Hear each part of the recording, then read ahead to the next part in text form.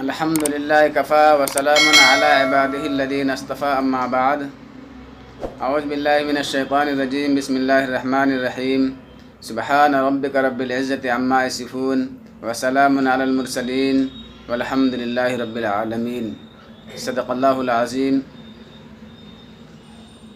معزز سامعین کرام، ماہ رجب کے بارے میں لوگوں میں طرح طرح کی غلط فہمیاں پھیل گئی ہے، ان کی حقیقت سمجھ لینے کی ضرورت ہے۔ اس پورے مہینے میں جو بات صحیح سند کے ساتھ حضور صلی اللہ علیہ وسلم سے ثابت ہے وہ یہ ہے کہ جب آپ صلی اللہ علیہ وسلم رجب کا چاند دیکھتے تھے تو آپ صلی اللہ علیہ وسلم یہ دعا پڑھتے تھے: اللہم بارک لنا فی رجب و شعبان وبلغنا رمضان۔ اے اللہ، ہمارے لیے رجب اور شعبان کے مہینے میں برکت عطا فرمائیے اور ہمیں رمضان المبارک تک پہنچا دیجیے۔ ہماری عمر اتنی کر دیجیے کہ ہم اپنی زندگی میں رمضان المبارک کو پالیں۔ گویا پہلے سے رمضان المبارک کی آمد کا شوق ہوتا تھا۔ یہ دعا آپ صلی اللہ علیہ وسلم سے صحیح سند سے ثابت ہے، اس لیے یہ دعا کرنا سنت ہے۔ اگر کسی نے شروع رجب میں یہ دعا نہ کی ہو تو اب یہ دعا کر لیں: اللہم بارک لنا فی رجب و شعبان وبلغنا رمضان۔ اس کے علاوہ اور چیزیں جو عام لوگوں میں مشہور ہو گئی ہے، شریعت میں کوئی اصل اور بنیاد نہیں ہے۔ مثلا 27 رجب کی شب کے بارے میں یہ مشہور ہو گیا ہے، یہ شب معراج ہے۔ اس شب کو بھی اسی طرح گزارنا چاہیے جس طرح شب قدر گزاری جاتی ہے، اور جو فضیلت شب قدر کی ہے کم و بیش وہ فضیلت شب معراج کی بھی سمجھی جاتی ہے۔ یہ سب بے اصل باتیں ہیں، شریعت میں اس کی کوئی اصل اور کوئی بنیاد نہیں ہے۔ سب سے پہلی بات تو یہ ہے، 27 رجب کے بارے میں یقینی طور پر نہیں کہا جا سکتا کہ یہ وہی رات ہے جس میں نبی کریم صلی اللہ علیہ وسلم معراج پر تشریف لے گئے تھے، کیونکہ اس باب میں مختلف روایتیں ہیں۔ بعض روایتوں سے معلوم ہوتا ہے کہ آپ صلی اللہ علیہ وسلم ربیع الاول میں تشریف لے گئے تھے، بعض روایتوں میں رجب کا ذکر ہے، بعض روایتوں میں شوال کا ذکر ہے، بعض روایتوں میں رمضان کا ذکر ہے، بعض روایتوں میں کوئی اور مہینہ بیان کیا گیا ہے۔ اس لیے پورے یقین کے ساتھ نہیں کہا جا سکتا کہ کون سی رات صحیح معنی میں معراج کی رات تھی جس میں حضرت صلی اللہ علیہ وسلم معراج پر تشریف لے گئے۔ اس سے آپ خود اندازہ کر لیں، اگر شب معراج بھی شب قدر کی طرح کوئی مخصوص رات ہوتی اور اس کے بارے میں کوئی خاص احکام ہوتے جس طرح شب قدر کے بارے میں ہے، تو اس کی تاریخ اور مہینہ محفوظ رکھنے کا اہتمام کیا جاتا۔ لیکن چونکہ اس تاریخ کو محفوظ رکھنے کا اہتمام نہیں کیا گیا تو اب یقینی طور سے 27 رجب کو شب معراج قرار دینا درست نہیں ہے۔ اگر بالفرض تسلیم بھی کر لیا جائے معراج 27 رجب کو ہوا تو واقعہ معراج 5 نبوی میں پیش آیا، یعنی حضور صلی اللہ علیہ وسلم نبی بننے کے 5ویں سال یہ شب معراج پیش آئی، جس کا مطلب یہ ہے اس واقعے کے بعد 18 سال تک آپ دنیا میں تشریف فرما رہے۔ لیکن یہ 18 سال کے دوران یہ کہیں ثابت نہیں ہے کہ آپ صلی اللہ علیہ وسلم نے معراج کے بارے میں کوئی خاص حکم دیا ہو یا اس کو منانے کا اہتمام فرمایا ہو یا اس بارے میں یہ فرمایا ہو کہ اس رات میں شب قدر کی طرح جاگنا زیادہ اجر و ثواب کا باعث ہے۔ نہ تو آپ کا ایسا کوئی ارشاد ثابت ہے، نہ آپ کے زمانے میں اس رات میں جاگنے کا اہتمام ثابت ہے، نہ خود حضور صلی اللہ علیہ وسلم جاگے اور نہ صحابہ کرام کو تاکید کی، اور نہ صحابہ کرام نے اپنے طور سے اس کا اہتمام فرمایا۔ پھر سرکار دو عالم صلی اللہ علیہ وسلم کے دنیا سے تشریف لے جانے کے بعد، نبی صلی اللہ علیہ وسلم کے دنیا سے تشریف لے جانے کے بعد 100 سال تک صحابہ کرام دنیا میں موجود رہے۔ اس پوری صدی میں کوئی ایک واقعہ ایسا ثابت نہیں ہے جس میں صحابہ کرام نے 27 رجب کو خاص اہتمام کر کے منایا ہو۔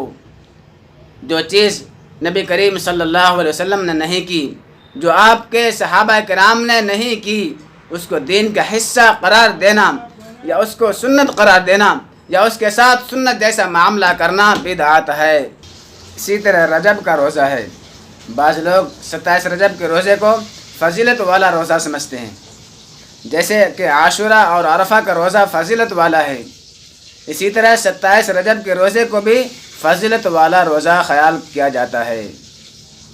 بات یہ ہے کہ ایک یا دو ضعیف روایتیں تو اس بارے میں ہے، لیکن صحیح سند سے کوئی روایت ثابت نہیں ہے۔ حضرت فاروق اعظم رضی اللہ تعالیٰ عنہ کے زمانے میں بعض لوگ 27 رجب کا روزہ رکھنے لگے۔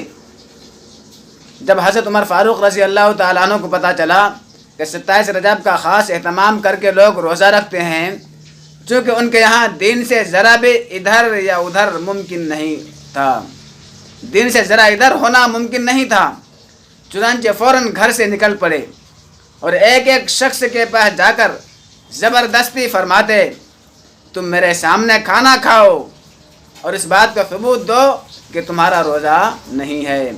باقاعدہ اہتمام کر کے لوگوں کو کھانا کھلایا تاکہ لوگوں کو یہ خیال نہ ہو کہ آج کا روزہ زیادہ فضیلت کا ہے، بلکہ جیسے اور دنوں میں نفلی روزے رکھے جا سکتے ہیں، اسی طرح اس دن کا نفلی روزہ رکھا جا سکتا ہے، دونوں میں کوئی فرق نہیں ہے۔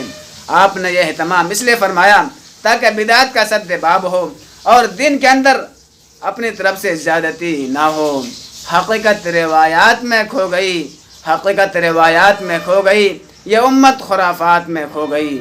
معزز سامعین کرام، چند نوجوان مل کر اکٹھا ہو کر مشورہ کر کے شب معراج کو اور شب برات، شب قدر وغیرہ کو چراغاں کرتے ہیں، شمعیں جلاتے ہیں، لائٹنگ کرتے ہیں، مسجدوں کو سجاتے ہیں، اور اسی پر بس نہیں کرتے بلکہ آتش بازی، پٹاخے وغیرہ پھوڑتے ہیں، ہزاروں روپیہ پانی میں بہا دیتے ہیں، شیطان کو خوش کرتے ہیں اور اپنے پروردگار کو ناراض کر کے لعنت کا مستحق بن جاتے ہیں،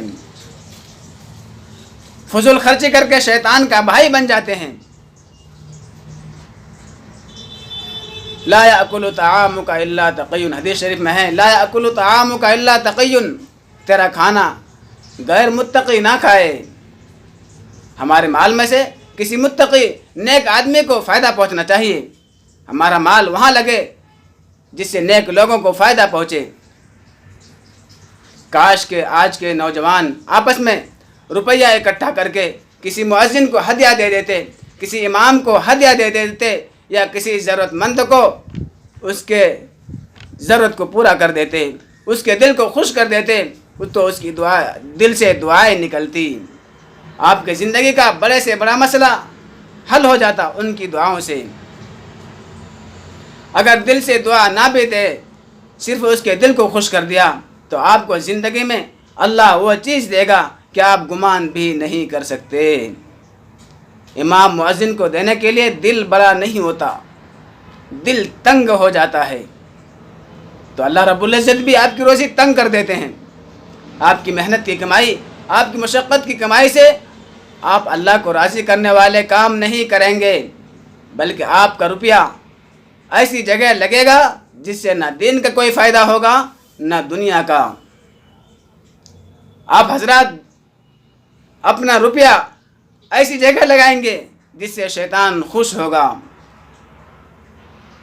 مسجد کو سجانے کے لیے نماز کے اوقات میں نماز کو چھوڑ کر مسجد کو سجا رہے ہیں، ادھر نماز ہو رہی ہے ادھر شور مچا رہے ہیں، یہ سامان لاؤ وہ سامان لاؤ، یہ ہم کیا کر رہے ہیں؟ کیسے آخرت بن جائے گی؟ کیسے اللہ خوش ہو جائیں گے؟ شیطان ہمیں غیر ضروری کام میں لگا رہا ہے، اس سے بچیں، اللہ کی طرف متوجہ ہو جائیں، اللہ کو راضی کرنے والے اعمال کریں، رمضان کی تیاری ابھی سے شروع کر دیں۔ اللہ سبحانہ و تعالی اس قیمتی زندگی کو نیک اعمال میں خرچ کرنے کی ہمیں توفیق نصیب فرمائے، بالخصوص رجب اور شعبان کو ہمارے لیے خیر و عافیت کا ذریعہ بنائے، اور ہمیں خیر و عافیت اور ایمان کی سلامتی کے ساتھ رمضان المبارک تک پہنچائے۔ آمین۔ وآخر دعوانا ان الحمد للہ رب العالمین۔